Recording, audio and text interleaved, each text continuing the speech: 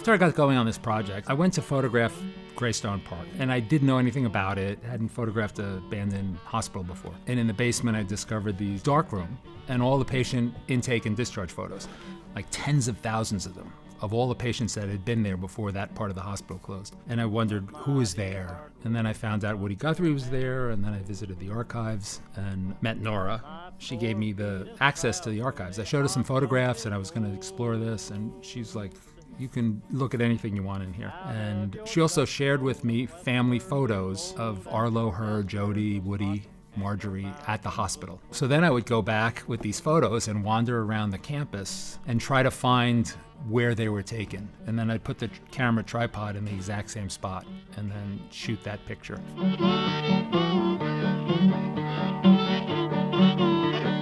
A cyclorama is a round painting, and in my case, a photograph of a place. You walk into a cylinder that's 8 feet tall and 8 feet across. It's a walk-in photograph.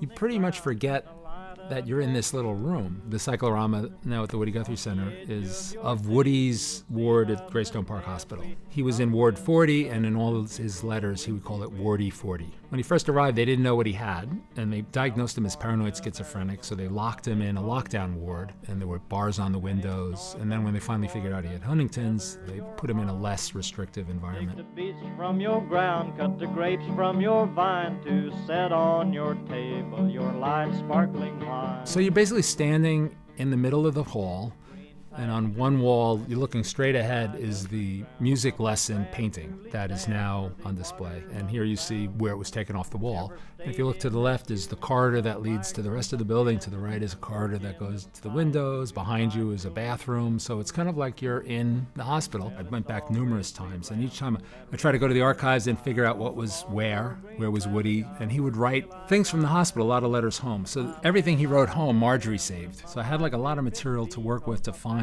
Like there's a painting, a reproduction of a Thomas Hart Benton painting called Music Lesson. And it's a folk singer with a young girl learning to play guitar, and he's showing her how to play guitar. Nora related to that because it's kind of like her dad and her. But that was on the wall, and Woody wrote a letter to one of his sons saying, there's all these hand-painted pictures hung up on the walls of my Greystone Park Hospital. And I was like, oh, where's that? And then I went, and there they are. And then right before they tore the hospital down, I got the demolition company to let me come back in and convince these two art conservation people to come and rescue it. And they did that for free. I just had a love of Woody and wanting to save this piece of history. The first that I heard of it, I got a call from Debbie Selden, who was another paintings conservator that I've worked with on and off. She had been contacted by Phil Buehler. And he had sort of knew about this hospital, knew about this whole sort of project, and wanted to try to save these paintings.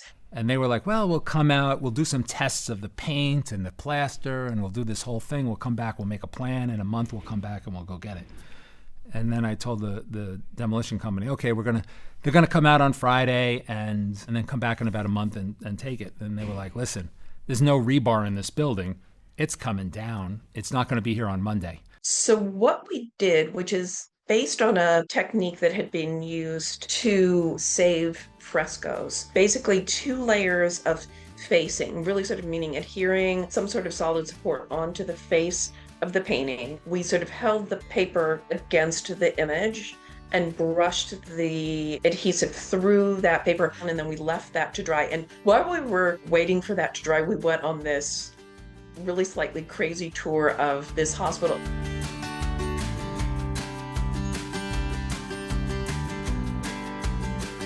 And then we came back and put a second layer of facing on, and that was cheesecloth that was adhered with E72, which is an acrylic resin, and that was dissolved in acetone, so that dried really pretty quickly. The paint was now better adhered to our facing tissue than it was to the wall, so we sort of like pulled it away, or almost like you would then pull off wallpaper. In some places it let go really easily, and in others we kind of needed to use spatulas behind it to kind of break that away. So now once it was then released, it was kind of like a stiff sheet or something. And then we could sort of take that down and sandwich it between cardboard and put it in Debbie's truck, and we brought it back to the city.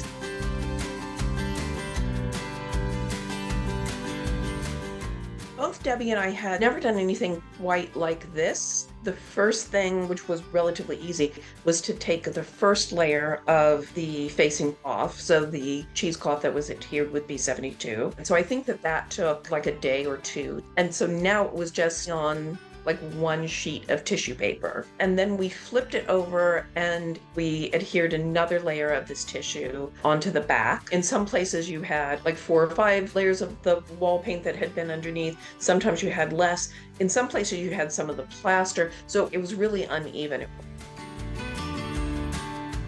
So now that was adhered onto the back. So now you essentially had the paint sandwiched in between 2 layers of this. So then we could turn it back over, and then the next part, which was really the slow, time-consuming, frustrating part, was to take the first layer of tissue off. So that had to be softened up with solvent and then really gently pulled away. But this paint was so flaky. I was doing it with magnification and could maybe do like a few square inches over the course of a day. And I was doing this on weekends because it's sort of entirely on my own time, which is part of why it took so long. But eventually that was done. So now it's just this layer of paint on one layer of tissue on the back. I think I did a second layer of tissue on the back to give it sort of a little bit more strength. And then ultimately that was adhered to a kind of board that's called tie core. And at that point, that was the first time that you could actually pick this up. Always before that, it had been this like floppy thing. But once it was mounted onto the tie core, you could now pick it up. It was a solid thing, right? Almost as if it were a panel painting. And then the next step of that was to try to make it, let's say, legible as an image. And now you could sort of see all of the areas where the paint had been lost. You can still absolutely see where the losses are because there's a step down, because I was just using pastel on that backing tissue. So anywhere where there's not original paint, there's actually sort of like a step down. And so then eventually it kind of got to a point where it seemed like it was tidied up enough. Of the 4 images that were in this hallway, it sort of seems fortuitous that that's the one that was saved. I knew that he had these health problems and died much younger than he should have. I hadn't known that he had been at this hospital in New Jersey. That was news to me. That was really the reason for wanting to save this. This is the part of Woody's life that they didn't tell. I didn't know that Woody died in a psychiatric hospital. Most people don't. They closed Greystone Park because they finally passed Medicare, Medicaid, these big programs in the 60s. So this was how we took care of people then. It's kind of shining a light on a part of our culture and our world that's inescapable, but through Woody Guthrie's life. Why, and why, and why? Because,